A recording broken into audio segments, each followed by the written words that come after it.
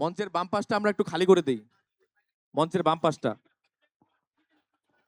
স্টেজের স্বচ্ছতা রক্ষার্থে আমরা মঞ্চের বাম পাশটা একটু খালি করে দেই। ওখানে স্টেজের দায়িত্বে ভলেন্টিয়ার যারা আছো তারা একটু দেখো ব্যাপারটা। মঞ্চের বাম পাশে যাতে কেউ না থাকে, ক্যামেরাম্যান বাদে এবং পার্টিসিপেন্ট বাদে যাতে কেউ না থাকে। মঞ্চ থেকে আপনারা বাকি সবাই নেমে যান। 17-18 অন করো, 17-18।